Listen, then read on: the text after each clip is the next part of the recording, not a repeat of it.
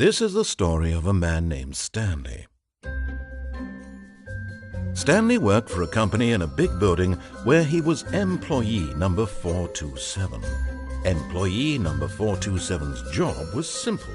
He sat at his desk in room 427 and he pushed buttons on a keyboard. Orders came to him through a monitor on his desk, telling him what buttons to push, how long to push them, and in what order. This is what employee 427 did every day of every month of every year. And although others might have considered it soul-rending, Stanley relished every moment that the orders came in, as though he had been made exactly for this job. And Stanley was happy. And then one day, something very peculiar happened. Something that would forever change Stanley. Something he would never quite forget. He had been at his desk for nearly an hour when he realized that not one single order had arrived on the monitor for him to follow. No one had showed up to give him instructions, call a meeting, or even say hi. Never in all his years at the company had this happened, this complete isolation. Something was very clearly wrong. Shocked, frozen solid, Stanley found himself unable to move for the longest time. But as he came to his wits and regained his senses, he got up from his desk and stepped out of his office.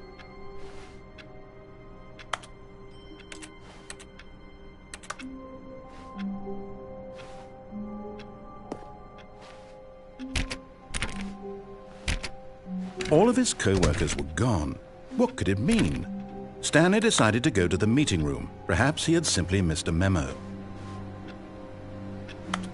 No matter how hard Stanley looked, he couldn't find a trace of his co-workers. Stanley went around touching every little thing in the office, but it didn't make a single difference, nor did it advance the story in any way.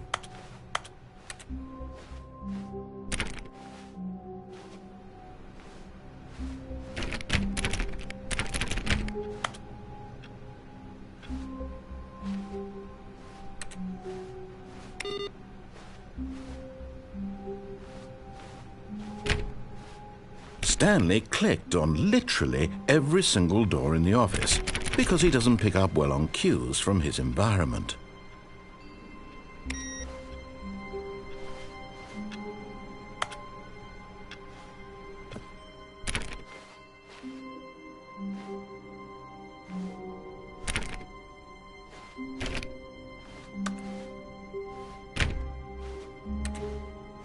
When Stanley came to a set of 2 open doors, he entered the door on his left.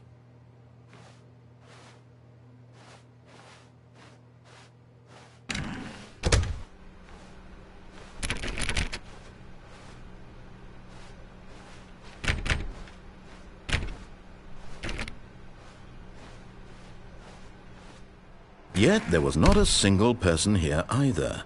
Feeling a wave of disbelief, Stanley decided to go up to his boss's office, hoping he might find an answer there.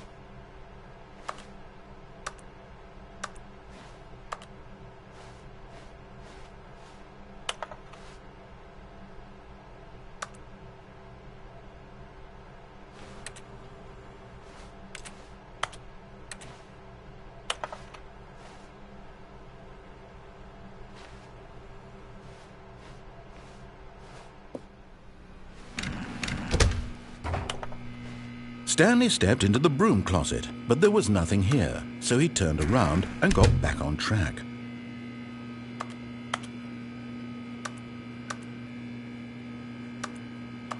There was nothing here, no choice to make, no path to follow, just an empty broom closet. No reason to still be here.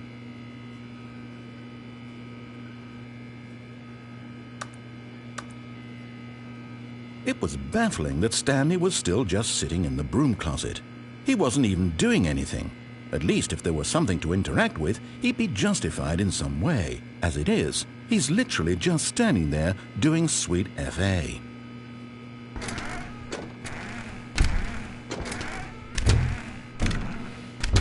Are you really still in the broom closet?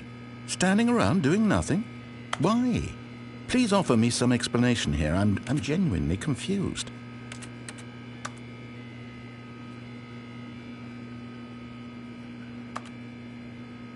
You do realize there's no choice or anything in here, right?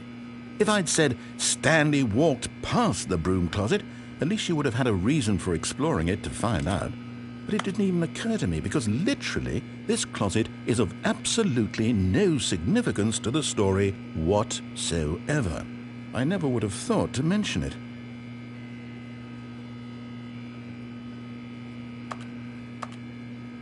Maybe to you this is somehow its own branching path. Maybe when you go talk about this with your friends you'll say, "Oh, did you get the broom closet ending? The broom closet ending was my favorite." I hope your friends find this concerning.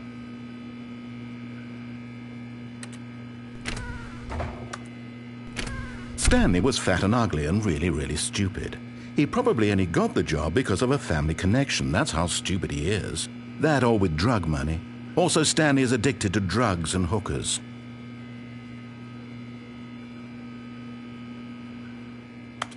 Well, I've come to a very definite conclusion about what's going on right now. You're dead. You got to this broom closet, explored it a bit, and were just about to leave because there's nothing here, when a physical malady of some sort shut down your central nervous system and you collapsed in front of your screen. Well, in a situation like this, the responsible thing is to alert someone nearby so as to ensure that your body is taken care of before it begins to decompose. Hello? Anyone who happens to be nearby? The person at this computer is dead. They have fallen prey to any number of your countless human physiological vulnerabilities. It's indicative of the long-term sustainability of your species. Please remove their corpse from the area and instruct another human to take their place, making sure they understand basic first-person video game mechanics and filling them in on the history of narrative tropes in video gaming, so that the irony and insightful commentary of this game is not lost on them. All right, when you've done that, just step out into the hallway. Ah, second player. It's good to have you on board. I guarantee you too? Unbelievable. I'm at the mercy of an entire species of invalids. Perhaps there's a monkey nearby you can hand the controls to. A fish? Fungus? Look, you can hammer out the details. I'm not particularly picky. I'll just be waiting for when you're ready to pick up the story again.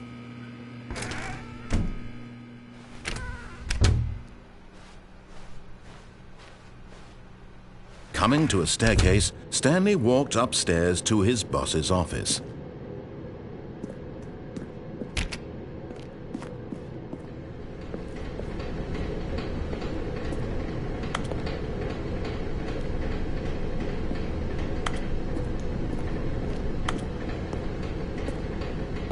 But Stanley just couldn't do it.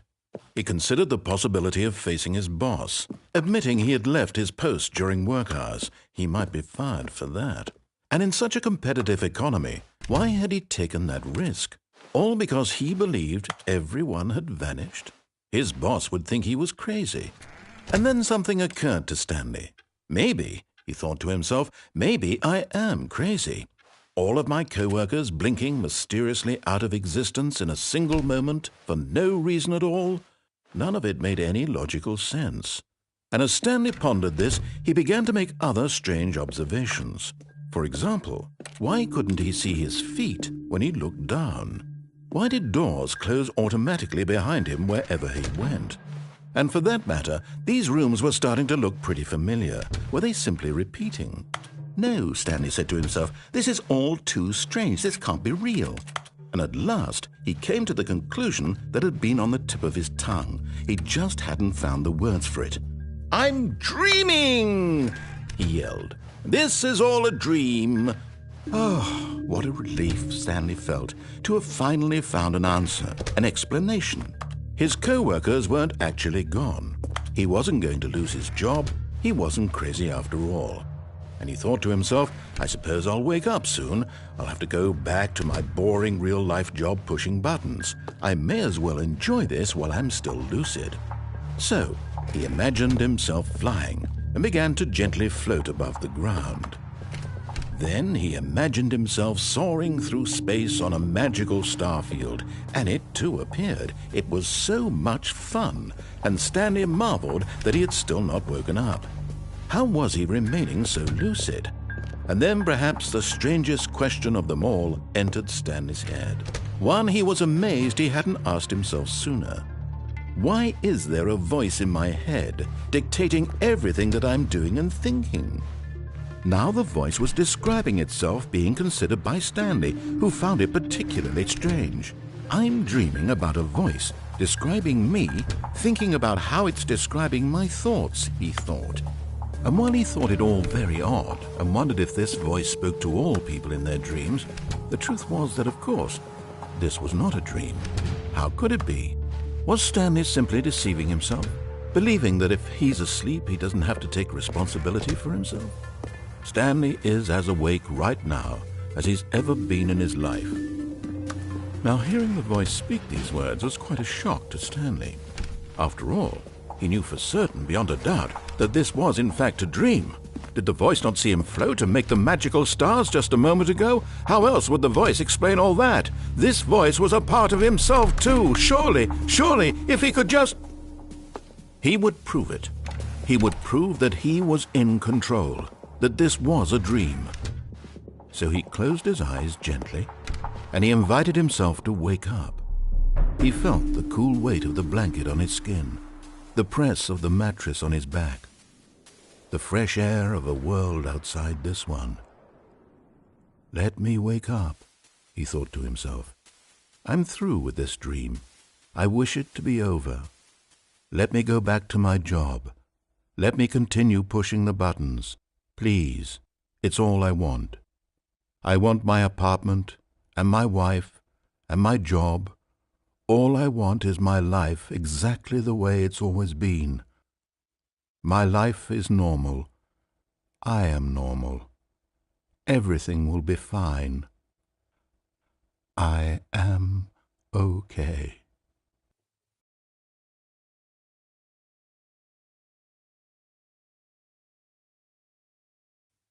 Stanley began screaming. Please, someone, wake me up. My name is Stanley. I have a boss. I have an office. I am real. Please, just someone tell me I am real. I must be real. I must be. Can anyone hear my voice? Who am I? Who am I? And everything went black.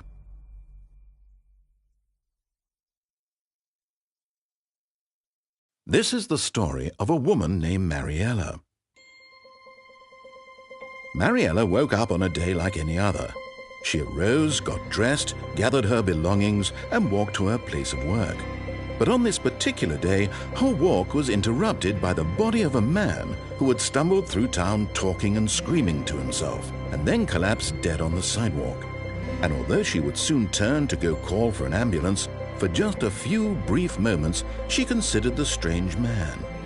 He was obviously crazy, this much she knew. Everyone knows what crazy people look like. And in that moment, she thought to herself how lucky she was to be normal. I am sane. I am in control of my mind. I know what is real and what isn't. It was comforting to think this, and in a certain way, seeing this man made her feel better. But then she remembered the meeting she had scheduled for that day, the very important people whose impressions of her would affect her career, and by extension, the rest of her life. She had no time for this, so it was only a moment that she stood there, staring down at the body. And then she turned and ran.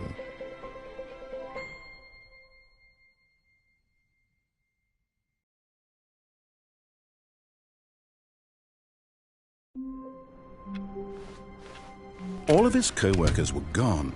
What could it mean? Stanley decided to go to the meeting room. Perhaps he had simply missed a memo.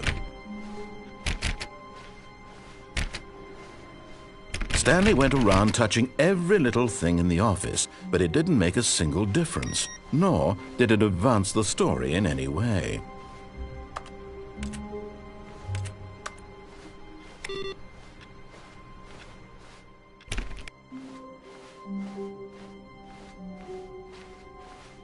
When Stanley came to a set of 2 open doors, he entered the door on his left.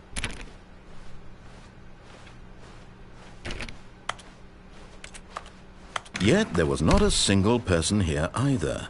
Feeling a wave of disbelief, Stanley decided to go up to his... Oh no, not again. I won't be part of this. I'm not going to encourage you. I'm not going to say anything at all. I'm just going to be patient and wait for you to finish whatever it is you enjoy doing so much in this room. Please take your time.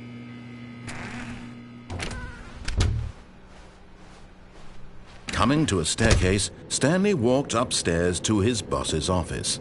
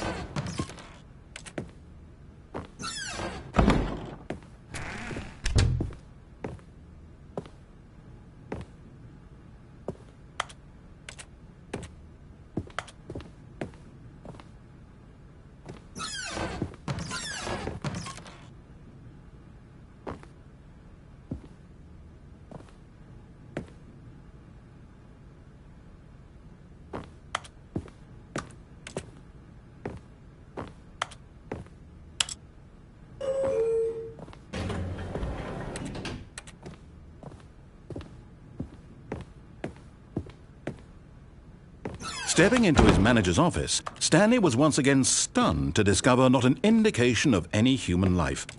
Shocked, unraveled, Stanley wondered in disbelief who orchestrated this. What dark secret was being held from him? What he could not have known was that the keypad behind the boss's desk guarded the terrible truth that his boss had been keeping from him. And so the boss had assigned it an extra secret PIN number, 2845. But of course, Stanley couldn't possibly have known this.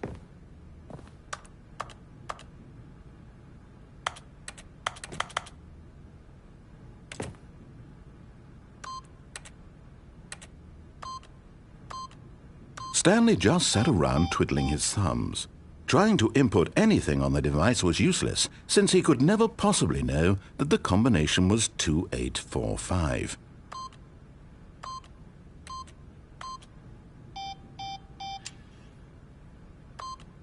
"2845.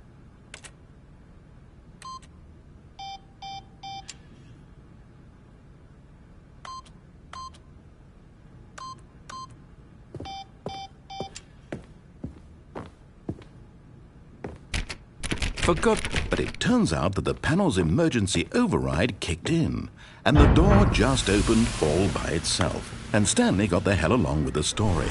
Well, whoop-de-doo.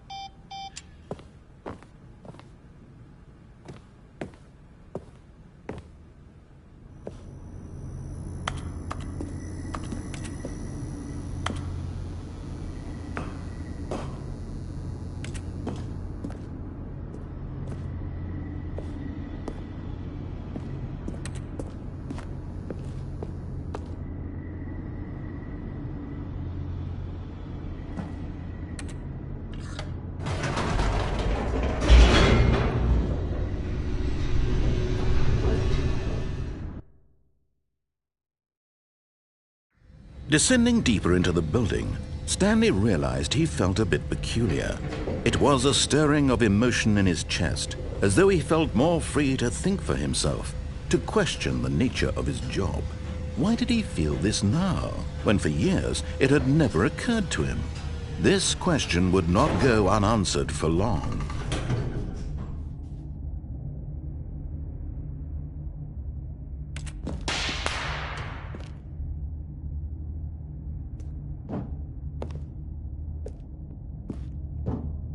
Stanley walked straight ahead through the large door that read Mind Control Facility. Although this passageway had the word Escape written on it, the truth was that at the end of this hall, Stanley would meet his violent death.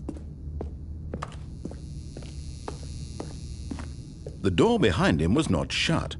Stanley still had every opportunity to turn around and get back on track.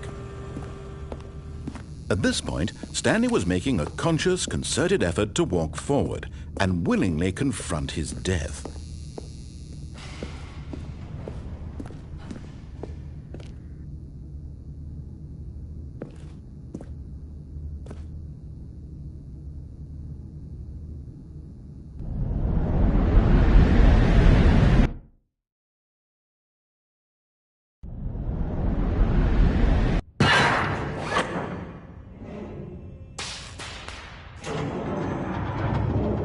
As the machine whirred into motion and Stanley was inched closer and closer to his demise, he reflected that his life had been of no consequence whatsoever.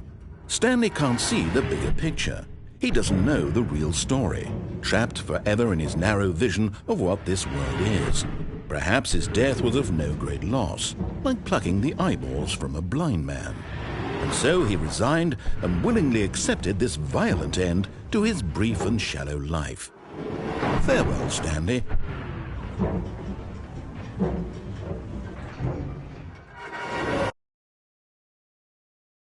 "Farewell, Stanley," cried the narrator, as Stanley was led helplessly into the enormous metal jaws. In a single visceral instant, Stanley was obliterated as the machine crushed every bone in his body, killing him instantly.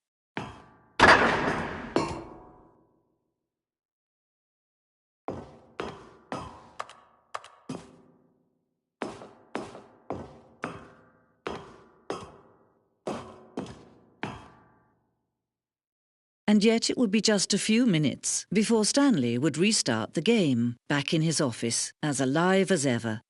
What exactly did the narrator think he was going to accomplish?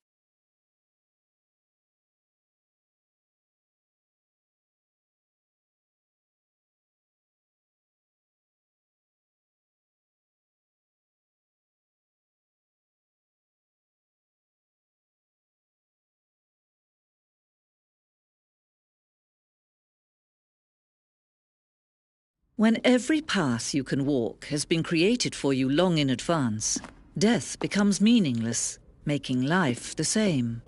Do you see now? Do you see that Stanley was already dead from the moment he hit start?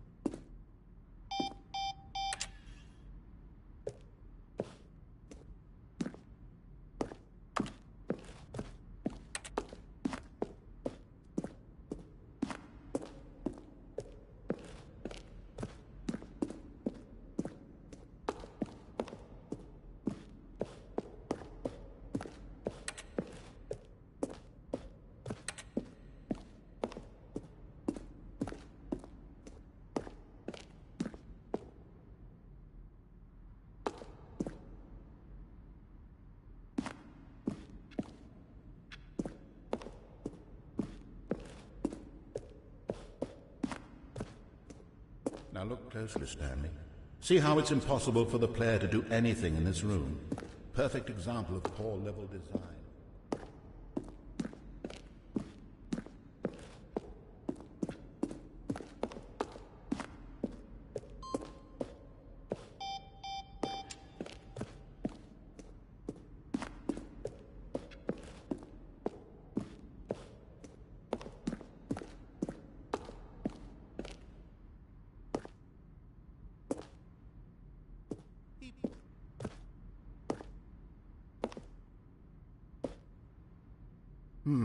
Let's see. Stanley walked through the green door. Where were all of his co-workers? Oh, I don't know. How about they're throwing a surprise?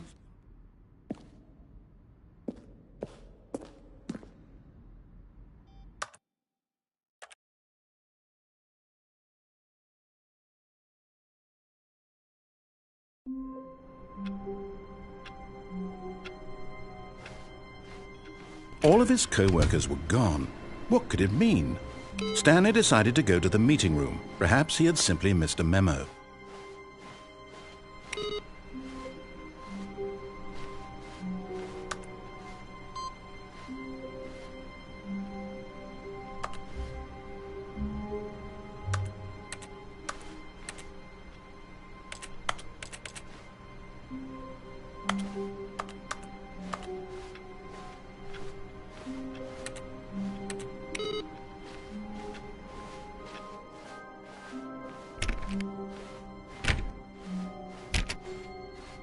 When Stanley came to a set of 2 open doors, this was not the correct way to the meeting room, and Stanley knew it perfectly well. Perhaps he wanted to stop by the employee lounge first, just to admire it.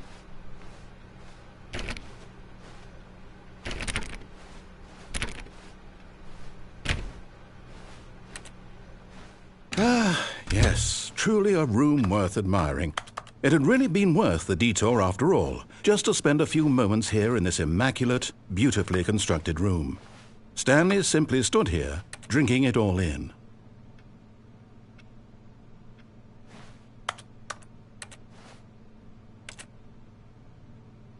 Yes, really, really worth it being here in the room. A room so utterly captivating that even though all your co-workers have mysteriously vanished, here you sit looking at these chairs and some paintings.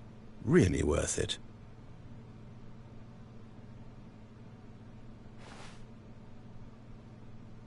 At this point, Stanley's obsession with this room bordered on creepy and reflected poorly on his overall personality. It's possible that this is why everyone left.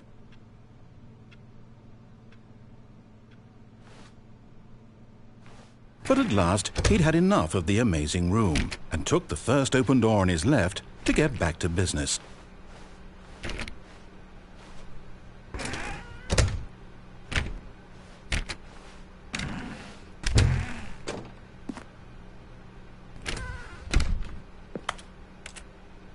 Stanley was so bad at following directions, it's incredible he wasn't fired years ago.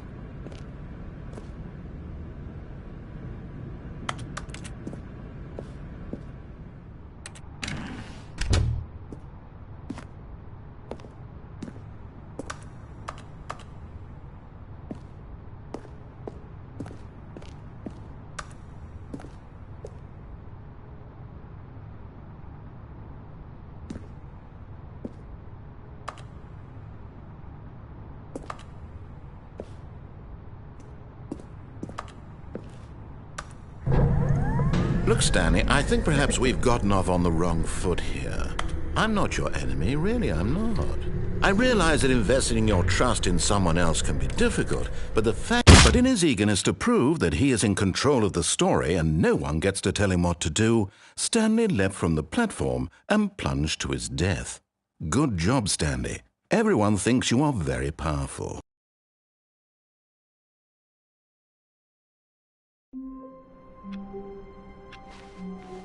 All of his co-workers were gone. What could it mean? Stanley decided to go to the meeting room. Perhaps he had simply missed a memo.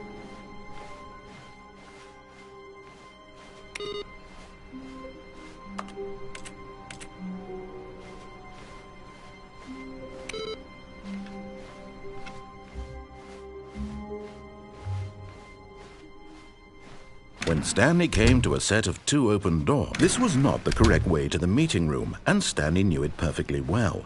Perhaps he wanted to stop by the employee lounge first, just to admire it.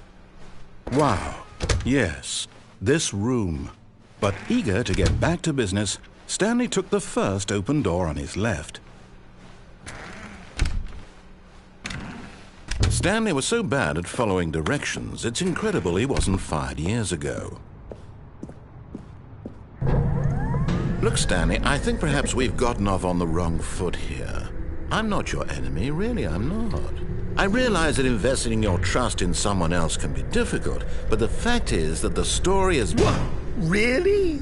I was in the middle of something. Do you have zero consideration for others? Are you that convinced that I want something bad to happen to you? Why, I don't know how to convince you of this, but I really do want to help you, to show you something beautiful. Look, let me prove it. Let me prove that I'm on your side. Give me a chance.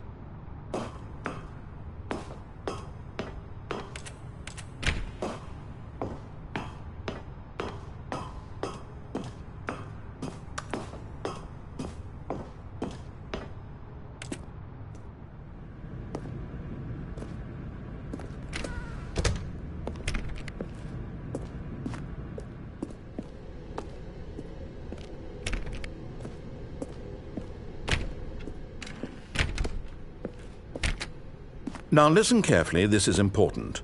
Stanley walked through the red door.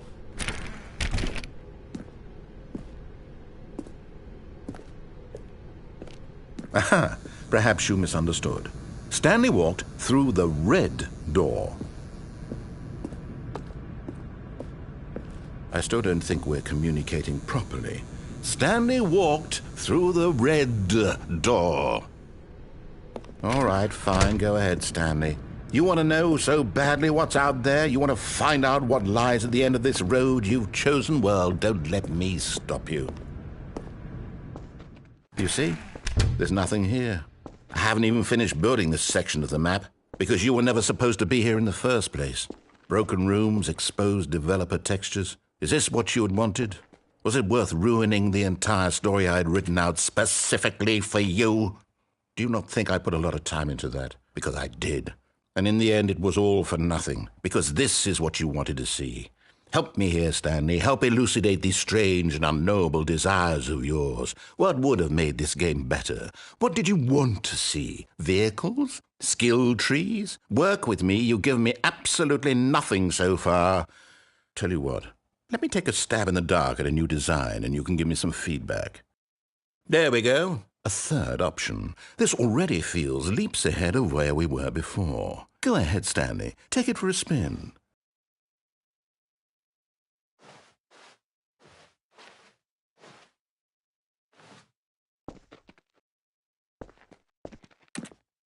Okay, I'm going to stop you there. Now, tell me about your experience with this new version. Would you say that the game benefited from allowing you more choices? Feel free to be honest. I'm looking for some real critical feedback here. Okay, so we're getting somewhere. Clearly there's something here that speaks to you. If I can be honest here, I really don't have any idea where I'm going with this. This whole third door thing was just a stab in the dark. But I guess you're into it, so let's keep this party train rolling. Here, based on the data from your previous playthrough, I've compiled a new version. And to be perfectly candid, I think I've knocked it out of the park with this one. Let's take a look.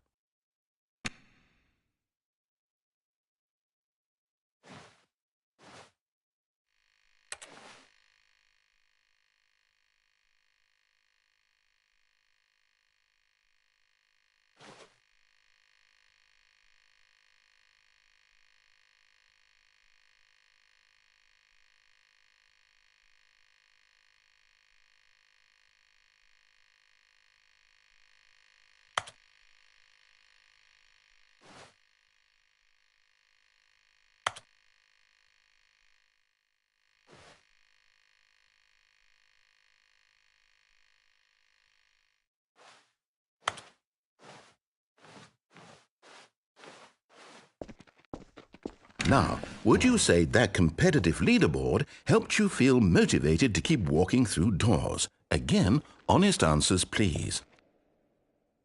Hey, I nearly forgot. I've got a prototype of a new game I've been working on, and now would be a lovely opportunity to give it some play testing. You wouldn't mind taking a look at it, would you? Perfect. Let me boot it up. In this game, the baby crawls left towards danger. You click the button to move him back to the right, and if he reaches the fire, you fail. It's a very meaningful game, all about the desperation and tedium of endlessly confronting the demands of family life. I think the art world will really take notice. But of course, the message of the game only becomes clear once you've been playing it for about 4 hours. So why don't you give it 4 hours of play to make sure it's effective? Be sure to keep notes on your experience.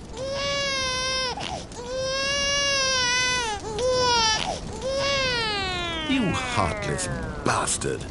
Did you do it because you hate babies or purely to spite me? Because if it's the latter, well, I don't know what to do. I'm completely out of ideas. I can't think of a single thing that might improve the experience for me. I'm not even going to try. I'm out, I'm done. It's over. Thank you for playing. Your input was extremely valuable. Oh, hey, since my game was so awful, why don't we play someone else's game, just to ease the pain? Let's see. What do we have here? Yes, this seems like it'll work. Let's give it a shot.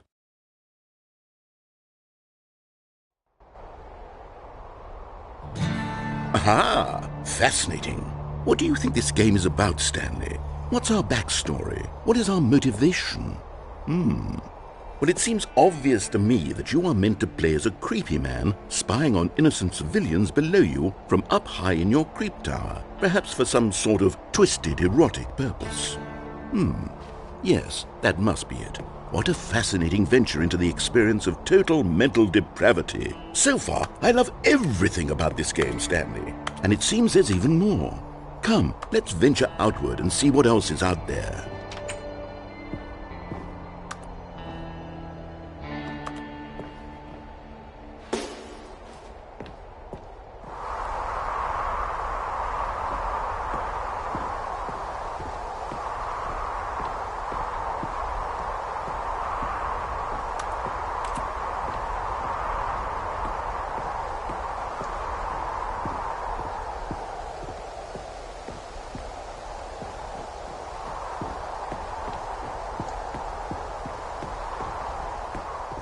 Oh, no. No, it can't be.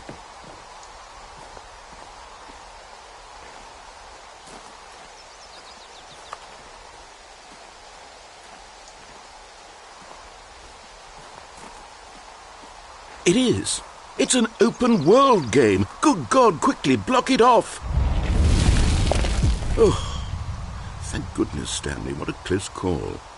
You nearly wandered off into that thing, that big, open, just wandering around, no right or wrong directions, no path to follow. You can just go in any...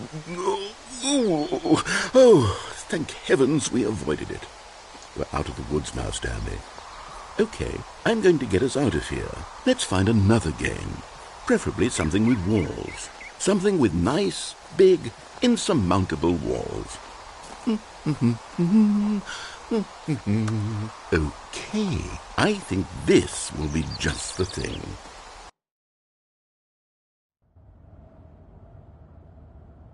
Wonderful. See, this is exactly what I had in mind. Just a nice big box for you to run around in. There isn't any possibility that you could get lost here. Now this is game design. Stanley, if you manage to get lost in this game, I will be phenomenally impressed. Okay, so what exactly do we do here? Let's see. There are lots of cars here in the back, but obviously there's no racetrack. Okay, I'm seeing that there's a ball of some kind back here. Is this game sports ball? Stanley, I think it's sports ball. Oh, what fun. We shall run the bases and do a touchdown together? Yes, I think surely we must. Okay, Stanley, here's the ball. Have fun.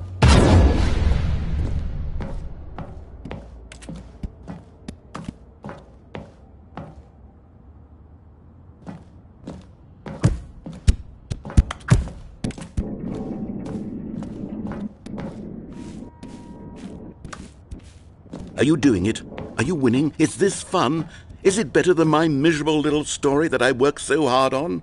Stanley, I have a thought, and I realize I'm not a sportsologist, but if one ball generates a certain amount of raw adrenal pleasure, then surely multiple balls makes for an even more euphoric sports experience. I'm going to try it out. Here comes another ball.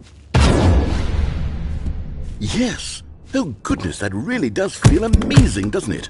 Stanley, I'm like a child in a confectionery shop. I simply have to have more. I'm insatiable. More balls!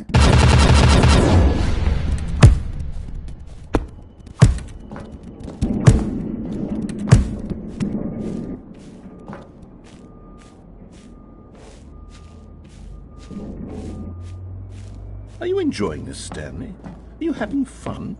Is this a real video game? Well, I sure hope you're having a good time, because guess what? It's over. That's right. Your little fun comes to an end. This is my game, and what I say goes.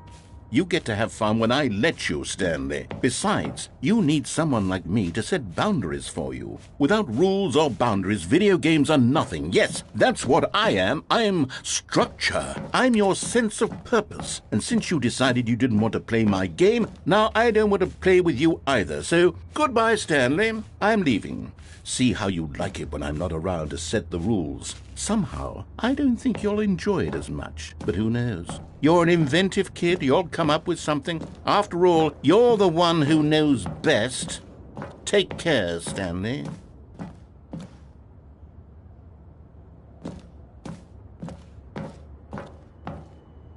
Hold on.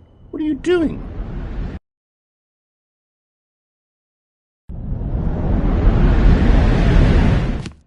Stanley, don't do that. I can't follow you there. I can't help you.